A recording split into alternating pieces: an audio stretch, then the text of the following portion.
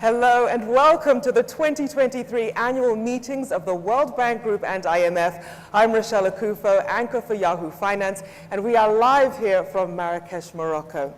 Now, before we start, I want to acknowledge the devastating earthquake that took place in Morocco last month. At this very difficult time, we are here to stand by Morocco and its people.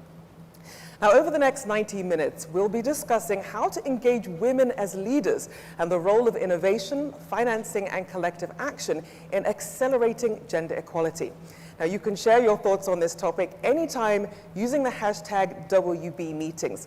And of course, please send us your questions either online at worldbank.org or in person using the QR codes that you see displayed in the chairs in front of you. Now, our event features two distinguished and inspiring panels. In the first panel, we'll hear from policymakers on why women's leadership is so important in a time of overlapping crises. And then in the second panel, we'll hear from the private sector and civil society leaders on the specific solutions they're developing to empower women. Well, let's dive right into the first conversation. Please join me now in welcoming our panel, Ms. IBRD, World Bank Managing Director for Operations, Ms. Amina Mohammed, Deputy Secretary General of the United Nations, Her Excellency Rania Al-Mashat, Minister of International Cooperation of the Arab Republic of Egypt. A welcome to you all. Thank you so much.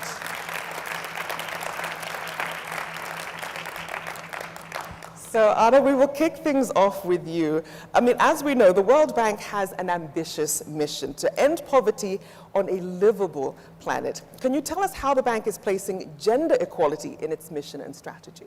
Great. Thank you so much. And wonderful to be here, and wonderful to be here together with Amina and Rania. I'm just so delighted. Yes, absolutely. We have a new vision, which is to end poverty on a livable planet. And if you think about that planet, 50% of that planet is represented by women. Yet, these 50% are not having the same opportunity as the other 50%. So we think about this very much through the lens of equality. And why it matters is because it is, for us, a fundamental moral question, frankly, but it's also an economic and social development question. And just to give you a little bit of a sense, why do I say that?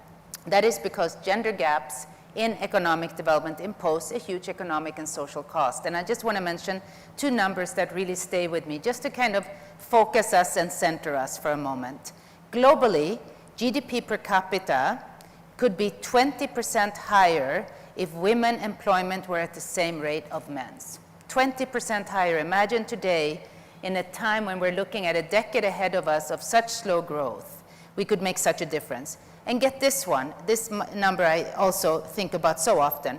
Economic gains could be 5 to 6 trillion more if women started and scaled businesses at the same rate as men did. And let me not stop there.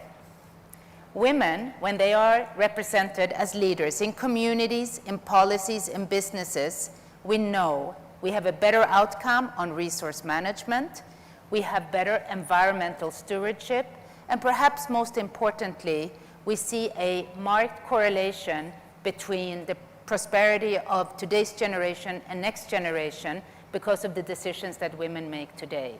So for us, it's absolutely instrumental that we put women at the center of our new vision and in how we step up and do development going forward. And I mean, it must be frustrating when you hear these numbers and the difference it could really make if more women had the sort of investment and the sort of access to opportunities. So I want to turn to Her Excellency Rania Al-Mashat. Minister Al-Mashat, the world is undergoing major changes in response to crisis as well as innovation. So with that in mind, that also includes digital transformation and green transitions as well. What is Egypt doing to empower women, youth, and other marginalized groups to drive positive change as leaders, innovators, and entrepreneurs? And if you could give us 2 or 3 examples. Thank you very much. Well, first, let me also say that I'm extremely delighted and honored to be on this panel with one of the key figures pushing the agenda on SDGs and women forward, Amina Mohammed, and of course, my dear colleague Anna as well from the World Bank. Before I speak about that particular aspect, let me say that women's participation in the economy is macro-critical. And this point about macro-critical means that it's no longer just a statistic that we're trying to improve, but it has become fundamental in national programs. Because if we are able, and the quantification on a global scale was just mentioned, also a quantification on a national scale is mentioned. In Egypt, if we have parity, our GDP grows by 34% more. So that's a huge number. That means there's economic gains, not just for women, but for the whole economy. And we are able to unleash a lot of potential. When you talk about digitization, entrepreneurship, and female participation in all of this, programs related to financial inclusion become extremely, extremely important. In the country, in 2015, there was a gender strategy that was launched. It looked at the economic, social, and political aspects related to gender participation. So this was extremely important. And with the central bank, a lot of work on financial inclusion, because through that, you are able to create entrepreneurship ecosystem. You are also able to create more engagement on the SMEs where women come very much in the center. Climate, as part of the dialogue on climate action, particularly adaptation, it has been shown that in countries where there are adaptation issues, if women take the lead, then definitely there's going to be gains because they are in the communities themselves. In our case, we have also put together a climate/gender agenda. This was launched several years ago, and as we are pushing forward as presidents of COP27 in Sharm el-Sheikh, several initiatives related to gender and climate action, very, very important, pinpointed with targets that just not applied for Egypt, but in the continent, and also learnings with South-South cooperation as well. As Minister of International Cooperation, we work with all partners, World Bank, bilaterals, and of course, with the United Nations being the biggest multilateral institution.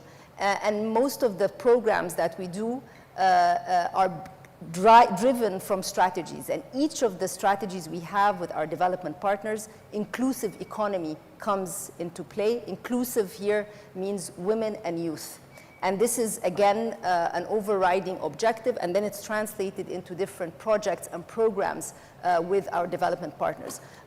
Finally, there's a lot of synergy across the programs, and here government involvement becomes important to create complementarity between what the World Bank is doing, what the UN is doing within the country, within our national borders, so that we are able to leverage the comparative advantage of each of our partners to be able to meet our national goals.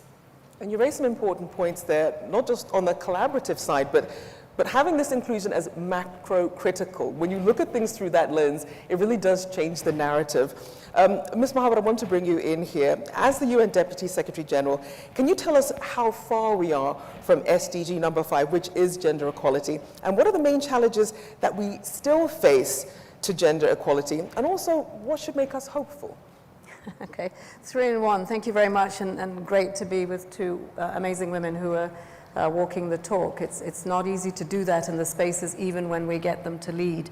Well, we're not doing very well. We met in New York as a global community to assess halfway through where we were with the SDGs overall. Goal 5 was always, the gender goal was always going to be the one that we got for sure. We just didn't know the ambition. And having got it, we called it our docking station. So whatever we did in the investments in women on the other 16 goals had to matter for goal 5. Sadly, the targets that we have, over 140 of them, only 15% met. So we went in very sober that we had, in fact, regressed. In some places, we were flatlining. We were not making the progress at all. Worse still, we didn't have the data to tell us in many cases where we're at country level. We had an aggregate, and that really just masked where the real issues were for gender, whether it was school or access to SRSH and our issues around equal pay. All of these, we are off track.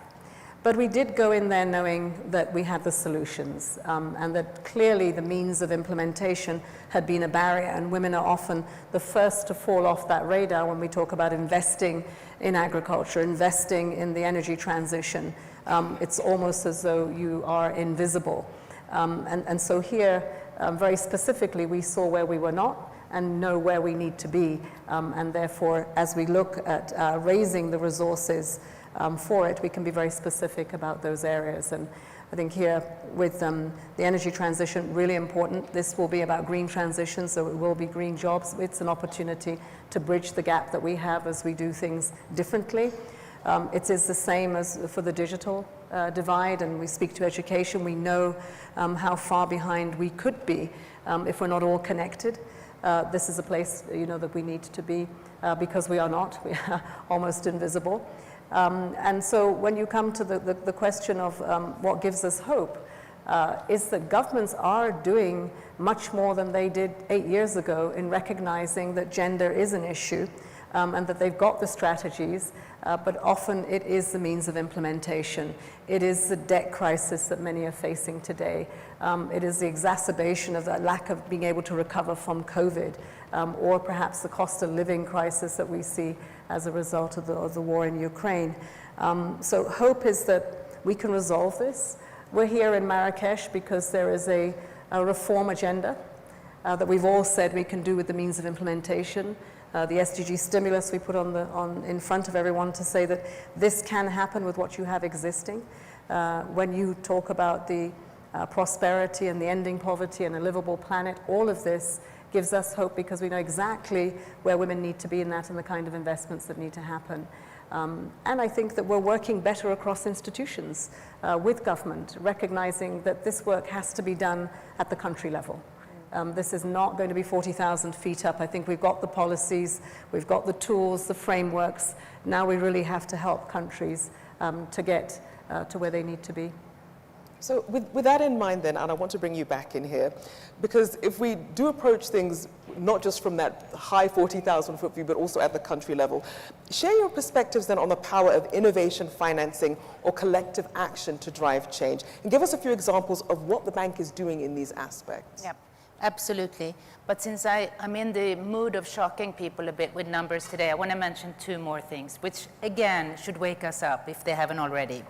One is, according to the World Economic Forum Global Gender Gap Report, at the current rate of today, it will take us 131 years to close gender gaps. And just a reminder, before COVID, we estimated it was 100. What happened? Women are harder hit by crisis than men are. So just a reminder that in a few years, we set off a huge increase in the years that it will take. So this is absolutely fundamental. The second thing is we published something called Women, Business and the Law, and I hope if you're not already following it, I actually think it's quite insightful.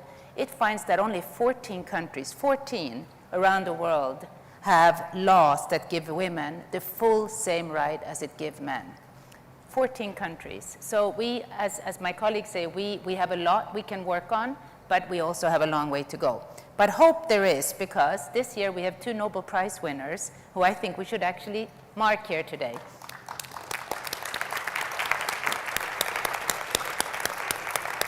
We have Narges Mohammadi, we all know, who is getting the Nobel Peace Prize, honored for her fight against the oppression of women in Iran. A reminder that we don't take oppression anywhere, not in Iran, not anywhere. And the second person, of course, is Claudia Goldin, who is getting the Nobel Prize in Economics, Harvard professor honored for research on gender gaps in the labor market and how to narrow it. So I find that the recognition of these 2 women is also so inspirational for why we need to keep this fight going. But now let me answer your question. So what are we doing?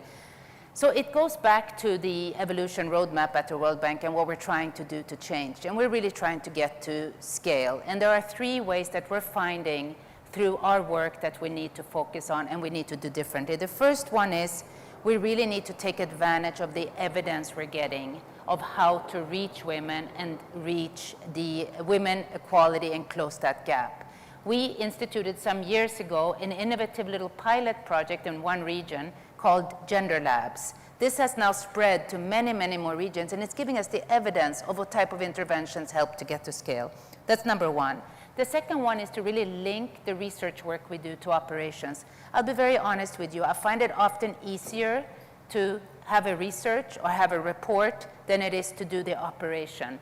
And I'm pushing hard in the World Bank that we take our research to our operational front, because it's not enough to have a good report. We have to have action on the ground. And the last one is to influence high-level reforms and policy dialogues.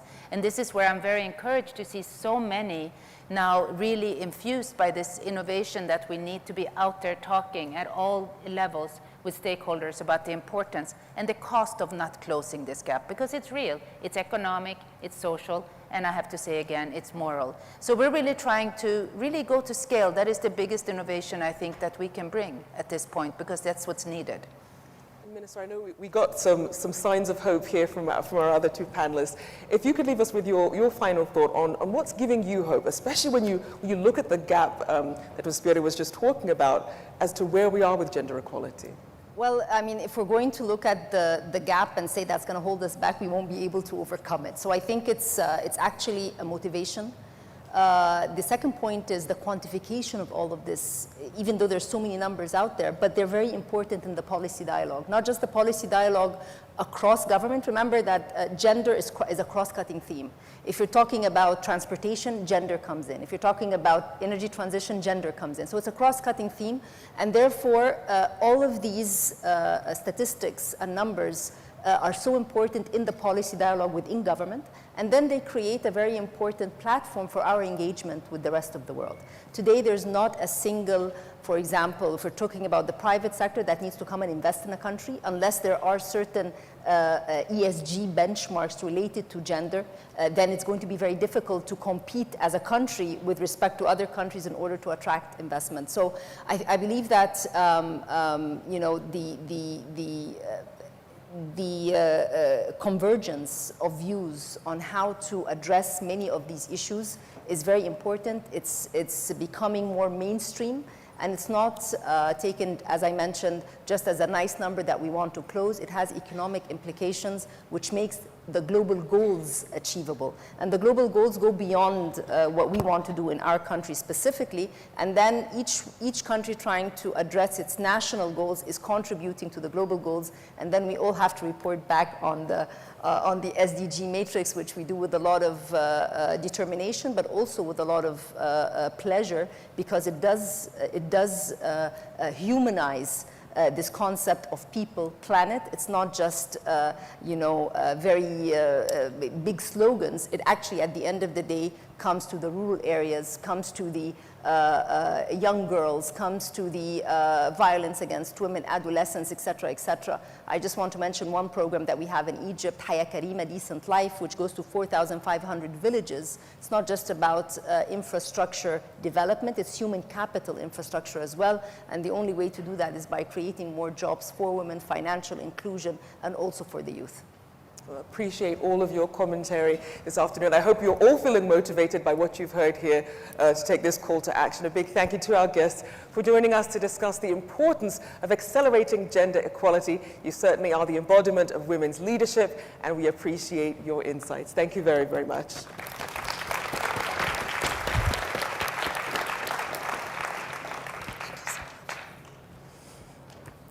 Now, before moving on to our next panel, I'd like to introduce two very special guests. Now, they are women entrepreneurs supported by WeFi, and they traveled from Jordan and Bolivia to share with us their personal journeys as leaders and as entrepreneurs. Now, let's welcome our first Ignite speaker, Hanan Shaheen, co-founder and CEO of Bloomcart.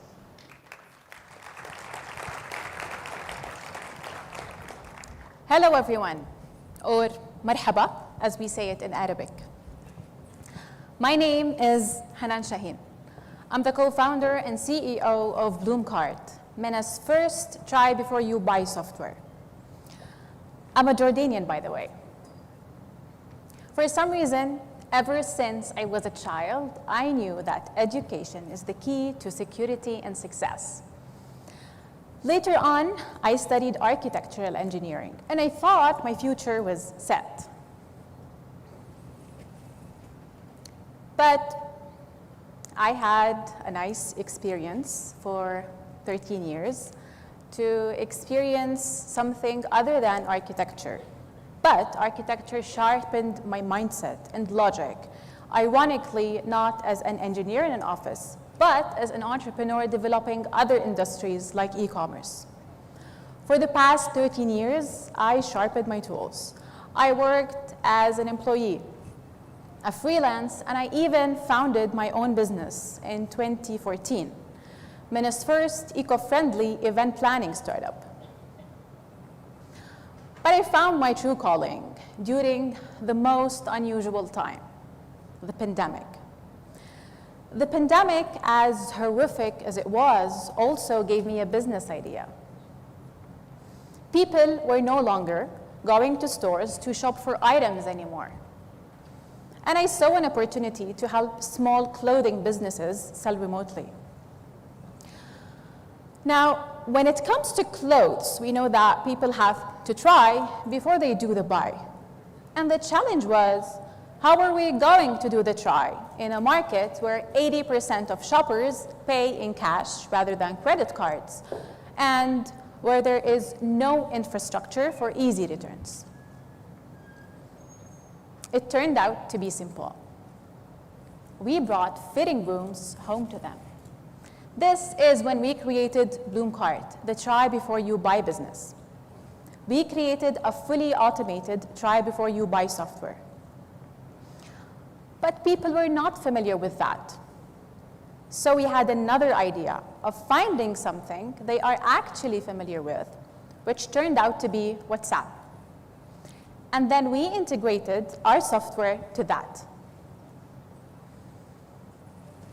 We set up a calendar for people to book their trial appointments. This is how shoppers are able to have their in-house fitting room experience through WhatsApp. We then deliver the items, they try them out, and they only pay for what they decide to keep. For logistics, we worked with freelance drivers. Does it sound intensive?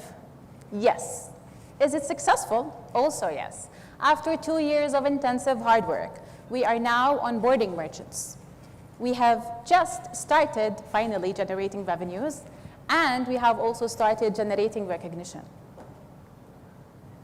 We won a grant by the Queen Rania Entrepreneurship Award. We then raised an angel round.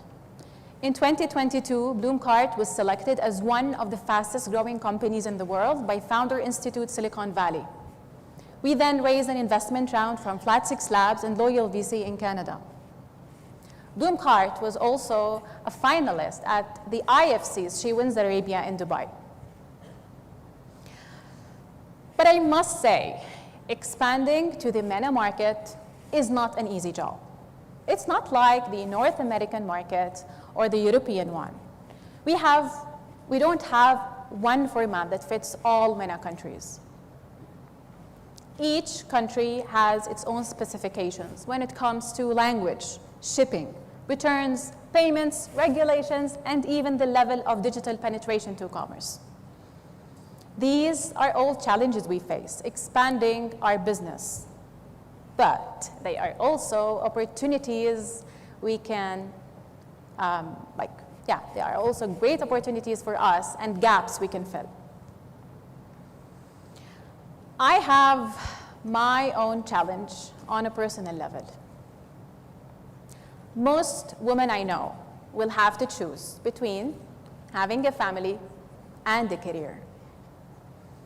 I consider myself one of the lucky ones who managed to do both. I have these 2 beautiful boys, and I am building my business. But I must say, I couldn't have done it without the full support from my husband on the home front. To any of you familiar with the Middle Eastern culture, you will know that his attitude is very unusual and rare. To all policymakers listening to this today, there are important things you can do so that no woman will have to choose again between having a family and a career. You can help create childcare support systems that actually work for both parents. They say it takes a village to raise a child, and yes, of course it does. So please, please don't leave it all to women. Thank you. Thank you so so much. Thank you, Hanan, for your sharing your story with us. Indeed, it does take a village to make sure that women entrepreneurs are supported with the financing and the tools they need to succeed. Of course, good luck to you and your business, and hopefully women won't have to keep making that choice. Well, now I want to welcome our second Ignite speaker from Bolivia, Ms. Valeria Diaz, co-founder and CEO of Munay, a social fintech company based in Bolivia that's working on getting financing on the hands of women entrepreneurs. Welcome, Valeria. Thank you very much. Good afternoon, ladies and gentlemen. My name is Valeria Diaz Romero. I am from Bolivia. I am the CEO and co-founder of Munay, a social fintech that aims to empower women entrepreneurs. I'm here today thanks to the WeFi that supports the WeExchange Latin American competition. Munay was recognized as one of the top 15 startups in Latin America. But today, I don't just represent myself. I'm here as a symbol for every woman in this room and women everywhere. I am here to tell you my story. I am told my story started even before I was born. My parents couldn't have kids. They were told by doctors they couldn't. However, after 5 years, I came along. So I beat the odds right from the beginning. I was a rebel before I was born. I guess I lived up to that reputation. I have never accepted the status quo, even though I was growing up in a society that has traditionally valued men higher than women. From an early age, I volunteered in different projects. I was assisting in a nursing home. I helped building houses in rural areas. I have also worked in various projects in the United Nations in Bolivia. However, my education was in business administration. So how was I going to bring these two worlds together? I think my true calling revealed itself in 2018. I used my holidays to volunteer in Africa. I spent a month on a women's empowerment project with girls that had violent or drug-addicted parents. That volunteer experience literally changed my life. From that point on, I was certain of my path. I wanted to help women. And the fates were with me. I applied for and I got an all-inclusive scholarship to study abroad. I did a master's in management and leadership in Switzerland. Not only was I able to study, I met like-minded people from Bolivia. We decided to create Munay, a startup for women.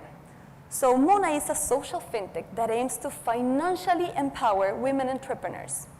These are women who dream of becoming economically independent, making their businesses sustainable over time. Many Latin American women start their businesses as an alternative to stop being exposed to situations of violence, dependence, and exclusion.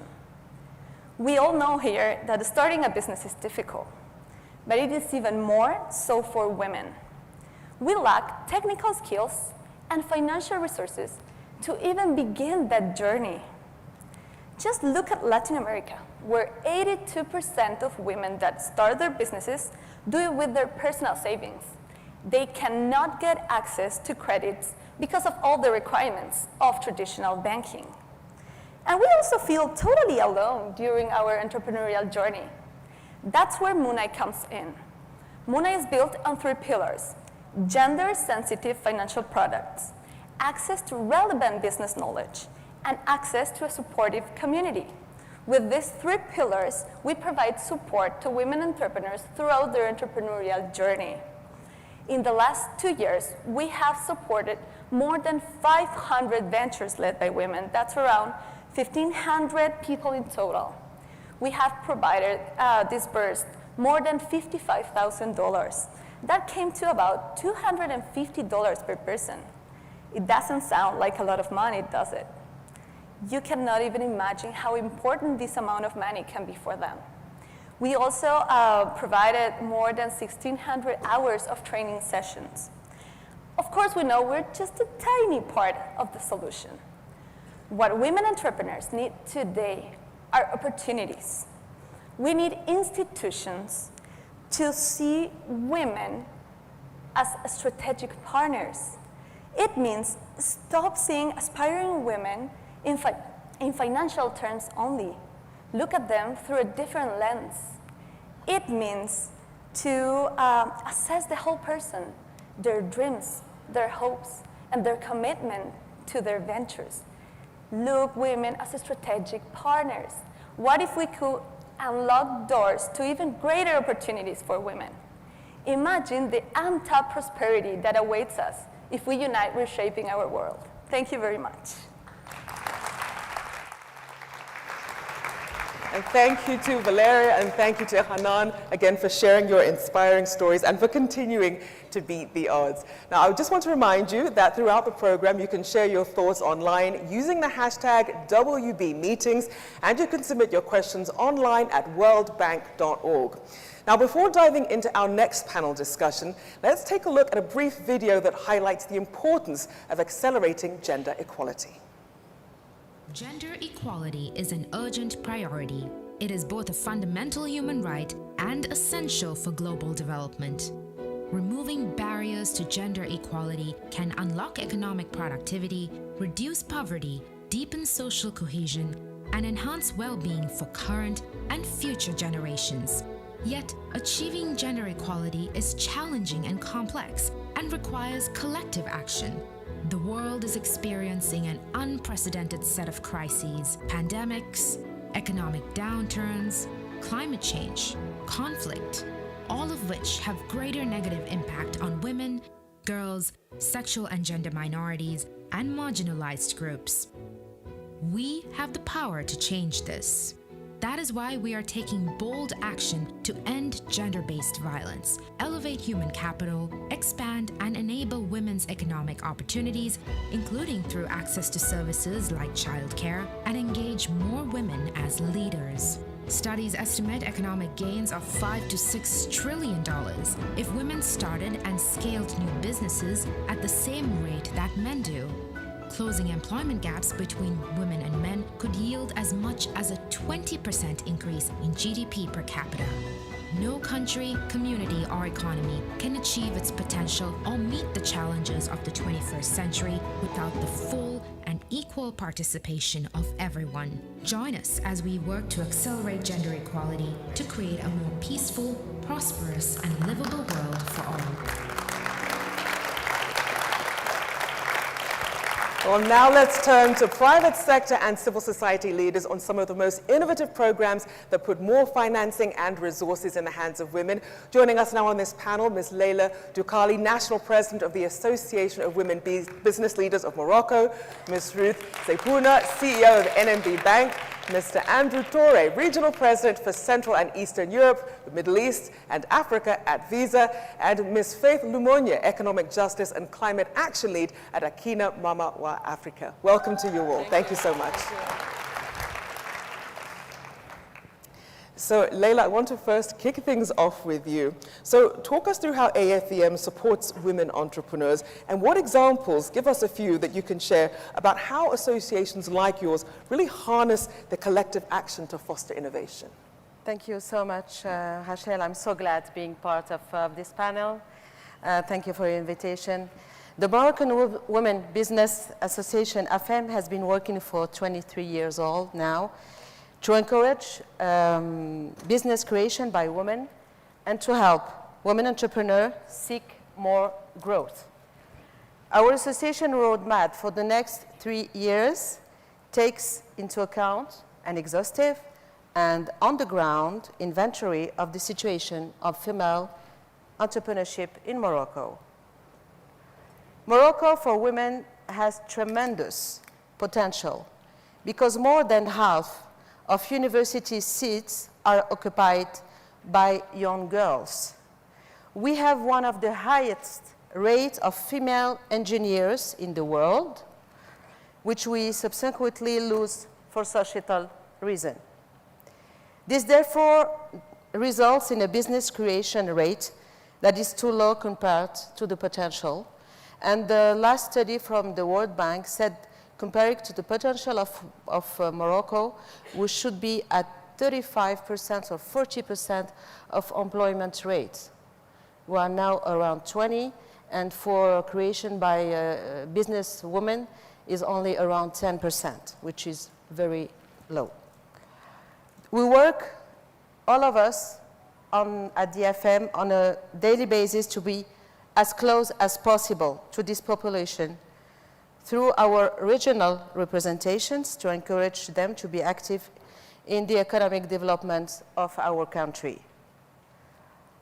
For this Moroccan woman need to be listened to be reassured, to be supported, because we are convinced that her personal development essentially involves the accomplishment of her dream and her financial empowerment. Due to the recurrent family and societal responsibilities, we must work closely in close collaboration with the public authorities to provide them with efficient programs that will help them to be in a position of actress and not in a posture of submission where they suffer the weight of our traditions. As part of our desire to develop public and private partnership, we are actually conducting a program with the Ministry of Industry and Trade dedicated to the development of women in industry. We have tremendous potentials in sectors such as craft, cosmetics, agro, fashion. We want to give more visibility to both nationally or internationally and more economic way to those women. And we can do it. We also joined the leadership program led by the Ministry of Higher Education to raise awareness among students and reach out to them so that they can start thinking about maybe creating their own business. Because, you know, they are, as I said, half of the seats of the university are occupied by young girls, but we lose them at 25 years old, okay, because of societal reasons. We have also signed for the financing aspect, because it's also a problem, with the bank, partner bank here, because we want them to facilitate the access to finance through personalized support. I said personalized, it's very important, hand by hand. We have to take it and to make it reinsured, otherwise she's not going through. And then we are launching now, I know that Hind is here, very soon a new generation of accelerator, incubator in the Casablanca Acetate region. Not to mention all the action to carry out to support our members, such as the help team, Yes. meetup, training sessions, access to a national and international network, support with public authorities. And it's good that you're bringing in those examples, because a lot of people are really looking for some bold direction to see some real significant change here. So Ruth, I want to bring you in here because you took the pioneering decision for your bank, NMB, to be the first to issue a gender bond in sub-Saharan Africa to finance women-led enterprises. What can you tell us about investor interest in gender-inclusive instruments? And maybe you could start off by highlighting a few key ways that NMB has really been championing inclusive and sustainable growth. First of all, thank you very much, and thank you for having me here. It is really an honor. And you are very right. I think gender bonds are a relatively new concept in sub-Saharan Africa, and as you have rightly said, NMB Bank was the first in sub-Saharan Africa to issue a gender bond. And you know, this is a gender bond that is designed to support projects and businesses that promote gender equality and women empowerment. Now, at NMB, as an organization, we actually have put in place a clear strategy and commitment towards driving gender equality and economic empowerment of women. In 2019, as part of our strategy and in partnership with IFC, under the Finance to Equal initiative, we made 2 commitments. First, we committed to advance workforce gender equality and gain a gender equality certification, specifically the age certification, in 3 years. And second, we committed to drive economic empowerment of women through creation of a unique market proposition for women. So in 2020, we actually commenced the age certification process, and we launched the unique women proposition, and we called it NMB Jasiri Women Proposition. Now, the Jasiri Women Proposition actually has 2 key objectives.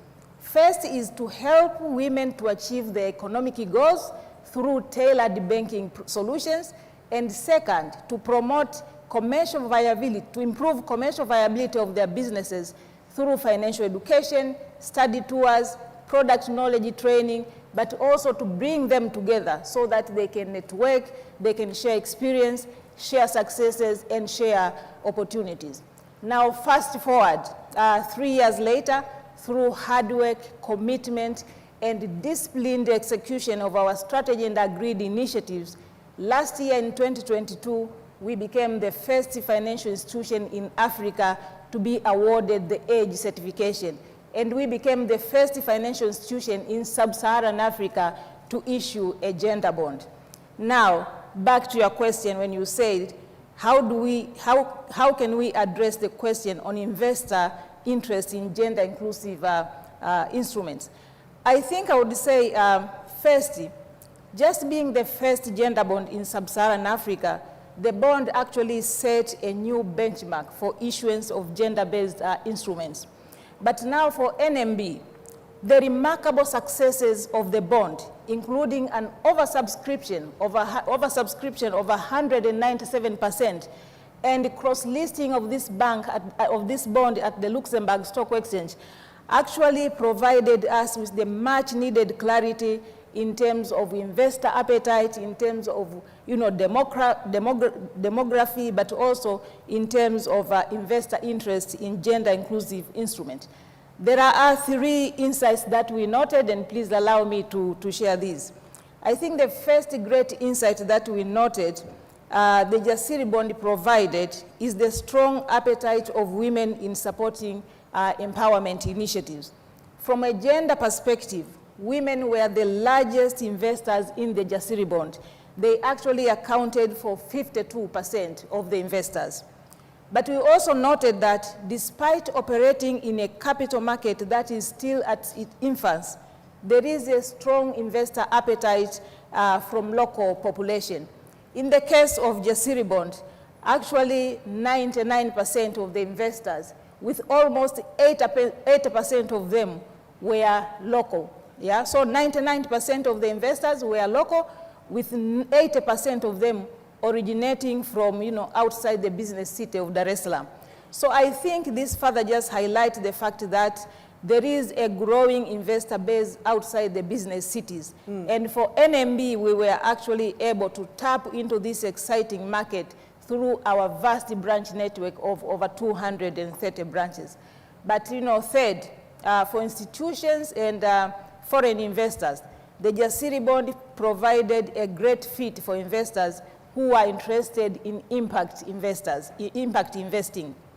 So for example, we received a 10 million investment in the bond from IFC, and for us, this was actually a true testament of investors' confidence in the bank's vision and the impact investors' growing commitment in promoting socio-economic empowerment agenda. So I think I would say, based on our experience, it is evident that gender bonds are an important investment option that uniquely provide a perfect win-win situation for issuers, for communities, and for the investors. Thank you. You raise a good point about,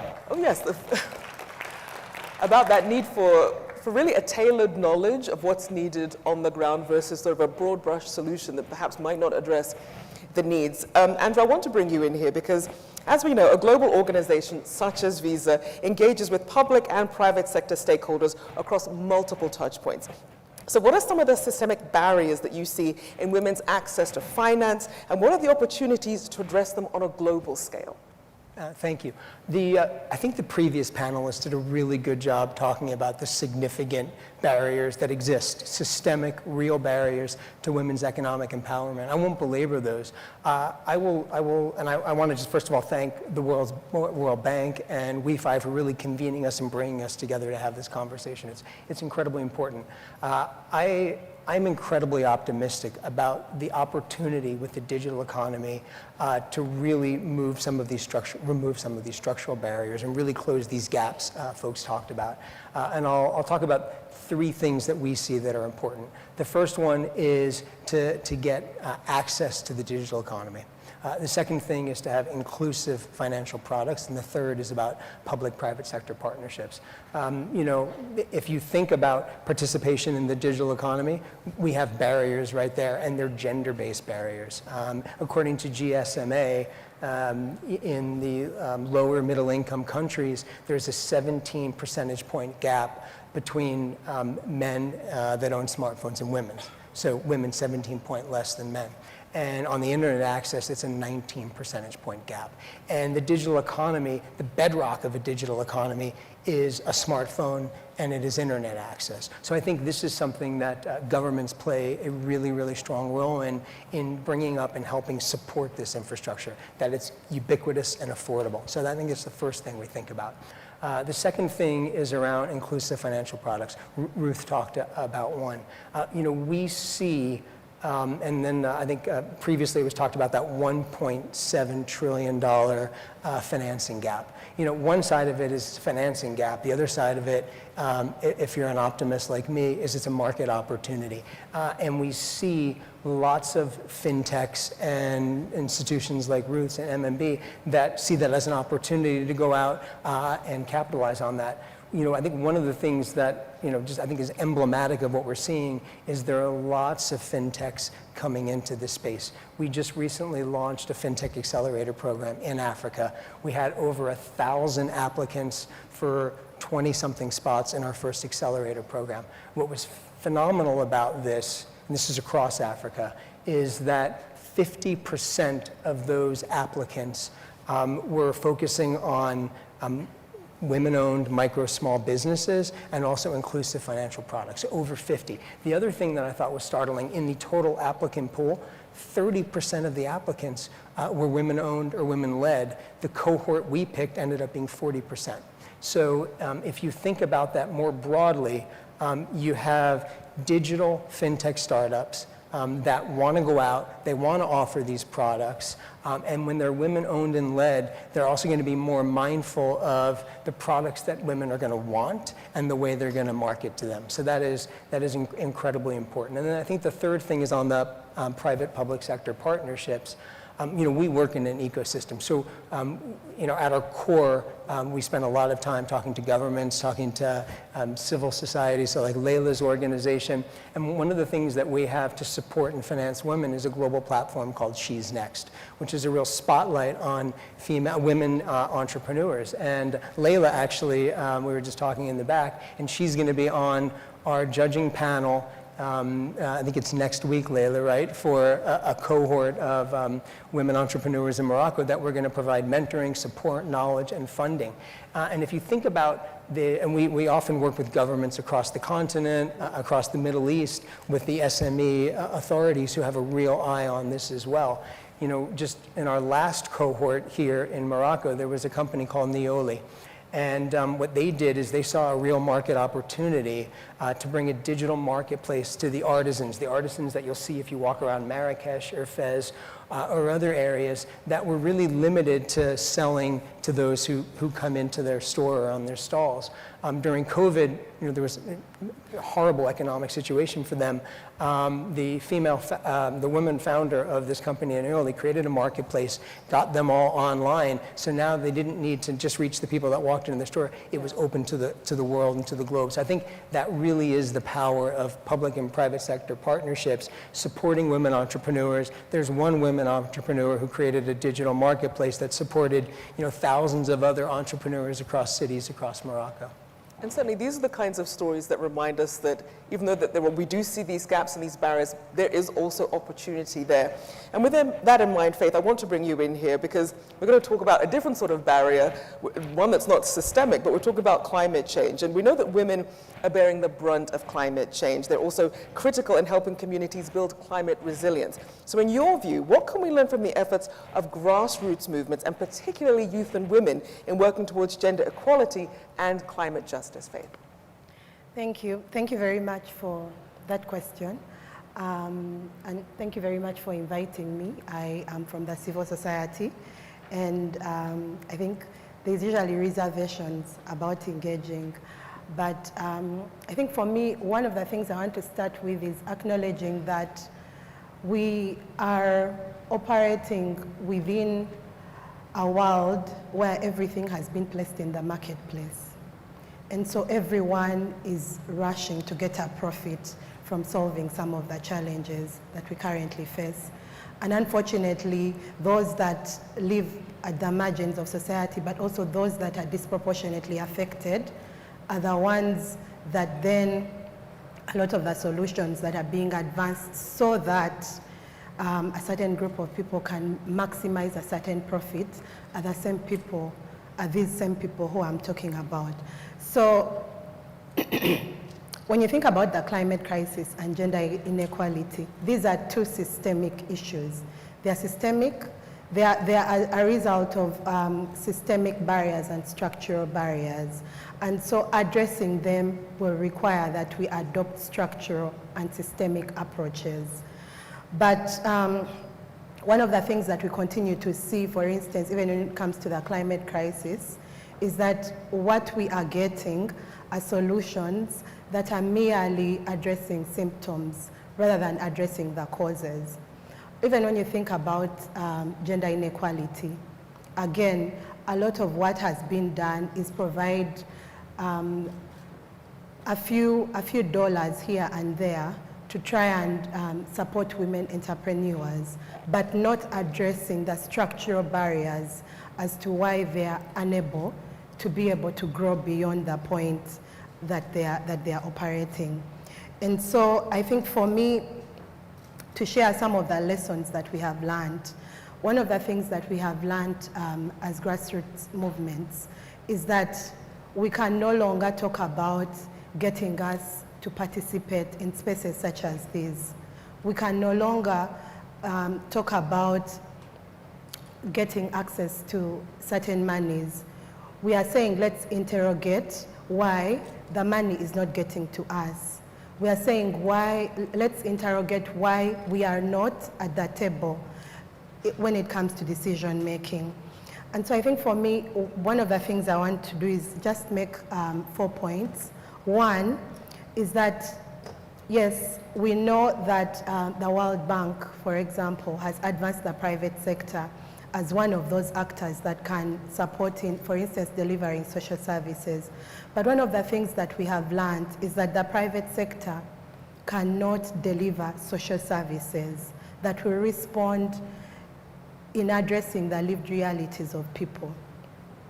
We know, for instance, that the World Bank has been investing in Kenya around the Africa Medical Equipment Facility. But a lot of the company's medical health facilities that have benefited from this particular project have been the larger ones, of which majority of the women in a lot of this in this particular community largely rely on the smaller facilities. And so, because the objective really of private sector is to maximize profits, and we can't run away from that. These are individuals putting their money so that they get a return. We know that it's important that we bring back public sector.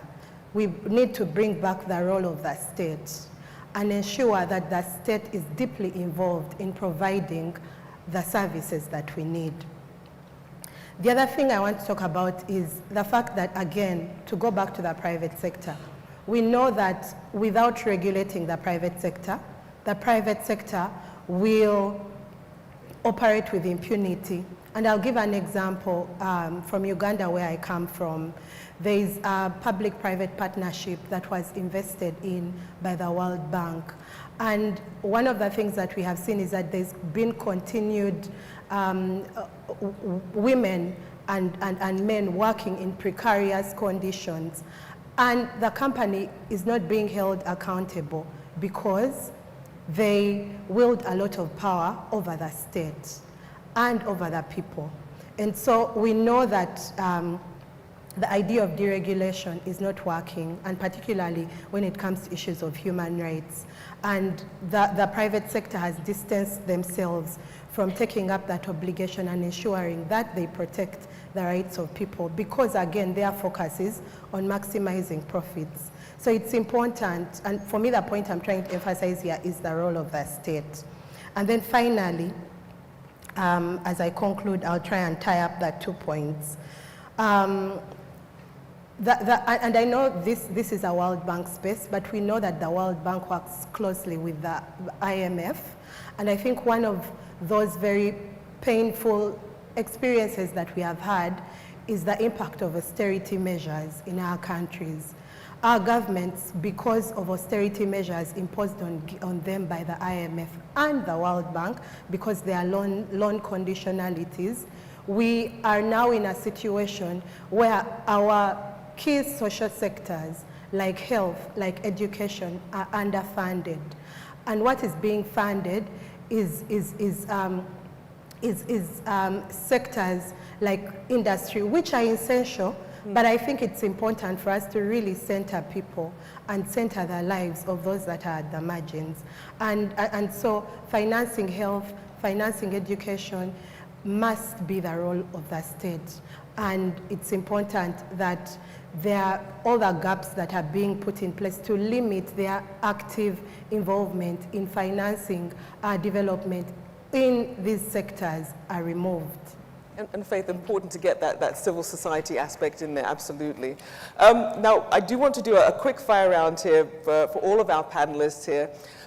So we heard from Anna and the ministers earlier that it takes leadership and innovation to really move the needle on gender equality, and we need to act with a sense of urgency. So I'm going to ask each of you to name one top priority that you believe either your organization or the broader policy community must focus on in the next 12 months. Leila, I'll start with you. Yeah, Raquel, if I may, I have two, please.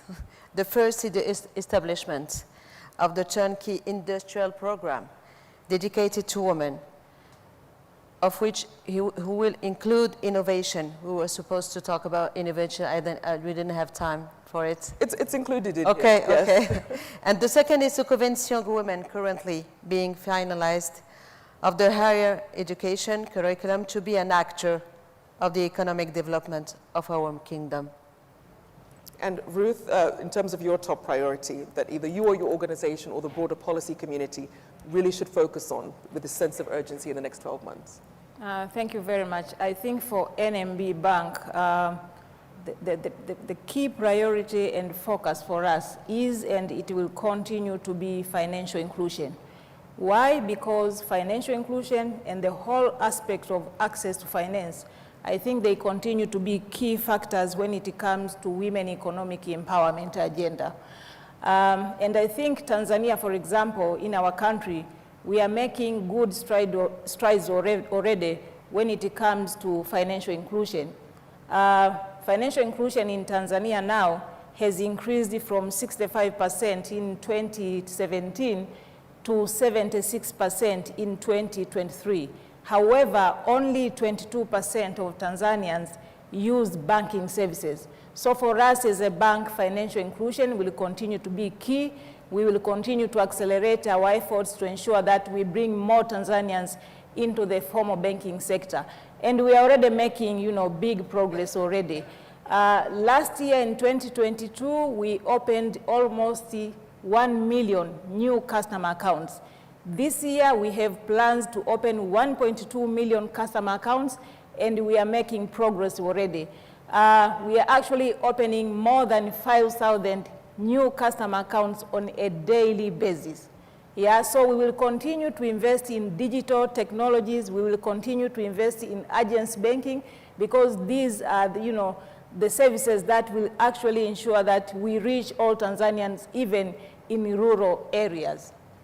Yeah. And Andrew, your top priority. Sure. I'll step it up a level and just say, I think more broadly, the private sector, if the private sector is serious about things, they have strategies for it, they have business goals for it, and they hold the business accountable.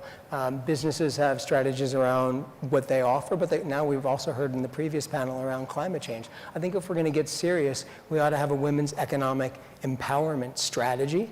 We ought to have real initiatives behind it, and we ought to drive it with our frontline teams, the businesses. It's worked really, really well for us. I was talking about She's Next and the other things. But you need to back it at the institutional level and make sure your teams know it is a priority.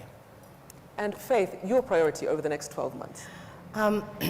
So I think for me, the priority should be restructuring the global economic architecture. And I use the word restructuring because it's not reforming. What we need is an overhaul of the current system. The current system that is managed by the IMF, by the World Bank, by the UN, by the World Trade Organization. Because what we currently have is a group of institutions that are gatekeeping economic oppression. So what we need is a restructuring of the system to center those at the margins of this global world that we live in and not be driven by the decisions of the rich. And I think for me, one of the other things I want to see is democratizing. As part of the restructuring process is to democratize, because when we talk about women's leadership, and from an African perspective, when you think about the representation of our countries within the IMF, within the World Bank, for example, we only have 2 people representing 46 countries from the sub-Saharan Africa, while the US and the different European countries have representation for each of their countries. I mean, the system is unfair and it's flawed. And so it's important because if we are talking about women's leadership, we know how patriarchal the African society is, and that is already a limitation in as far as when women will be able to actually lead on behalf of sub-Saharan Africa or Africa. So for me, what we need is a complete overhaul of the current system and a restructuring of the global economic architecture. Thank you. You're very welcome. Thank you all so much. Now, of course, I want to turn to a few questions from our audience. As you recall, they've been posting questions online both before and during the event as well. Again, hashtag WB Meetings, and you have the QR codes on the back of your chairs there. So this first question here, directed to Leila, how can we engage with the survivors of gender-based violence, especially in the rural areas, so they become independent and run their own businesses? This question was not supposed to be dedicated to me. I think it was we were talking about innovation.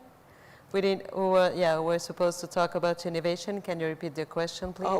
They did There's no problem. They did ask for you, for your insights. But if there's a way that you can perhaps factor that in, you can factor in innovation to it too, because it really is about helping women become more independent, even if it is coming out of a terrible situation. Yeah, absolutely. Can I talk about innovation, which is in the heart of our concerns? Also, it's very important because we talk about it just later, sometimes before. It's a real source of growth, and our women, we are talking about women and development here. I would like also to talk about Moroccan women here. The average age here in Morocco is for women entrepreneurs is around 42 and 45 years old. This generation is not very comfortable with the tool of digital, especially since the majority of our businesswomen are in the trade and service sectors. These sectors need innovation to develop. Innovation is one of the essential criteria of our programs. The world is evolving at a high speed, and AFEM, for Moroccan women, through its Digital Development and Innovation Commission. We have the responsible with us today here. Ensures that this important component is integrated into every process that we do. If we want those women to be competitive, as I said, in a market which is becoming more and more harder. This commission was created to respond to the challenges and opportunities that arise from digital transformation. Innovation and master of digital are essential for the growth and sustainability of our companies. We work also, we don't forget the green aspect of our businesses. It's very important, and we created also a green commission. With the World Bank also, we have been involved in the Wi-Fi program, where a certain number of our members followed training in e-commerce to become trainers. We are still waiting for the second part of the program dedicated to businesswomen which would like to develop their businesses through e-commerce. And Leila, I know we're tight on time. I do want to make sure that we get to all of our panelists. Yeah. If you could wrap up your most salient point here to address how you'd like innovation to be addressed. Simply not missed. We are late here in Morocco. We missed the digital turn, okay? And we have to fix it now and not miss the turn of the intelligence, l'intelligence artificielle. It's coming very, it's in front of us, and we need to master it. We've already seen such rapid changes and developments in AI, as you mentioned there. Andrew, next question to you. How can companies put into practice the various issues that were discussed today to better support women? Yeah, it's a really good question. I think one is about having organizational focus on it. I'll give you an example of something that we care deeply about, and which I think is an imperative to what I talked about earlier, which is financial education, financial literacy. Faith talked a lot about it as well. And this is something that we've had a long-standing history of doing and sponsoring. If I think about something that's going to make a big change to, you've got the digital economy and people are ready to start using innovative products, it's crazy to think that they're going to be using them and using them responsibly if they're not educated. And I think we have, we as an ecosystem have a responsibility to make sure there is real financial education and literacy. And I think over the next, let's say we should make year 2024 the year that we all focus on that governments really have a national curriculum, and they'll bring in the private sector. There are lots of companies like us that do a lot of training, but I think that is going to be critical, financial education, financial literacy. And unfortunately, we are out of time, but please make sure you follow all of our panelists. This has been a fantastic discussion here, but this does bring us to the end of our event. I want to thank you all for your insightful and thought-provoking discussion. Gender equality is an urgent imperative that calls on all of us to take collective action. I want to thank you to our online audience for joining and participating in the dialogue. And you can watch the replay of this session and our other events at worldbank.org/annual meetings. And of course, please continue sharing your comments online with the hashtag WB Meetings. Let's continue to accelerate equality together. Thank you again to all here for joining us.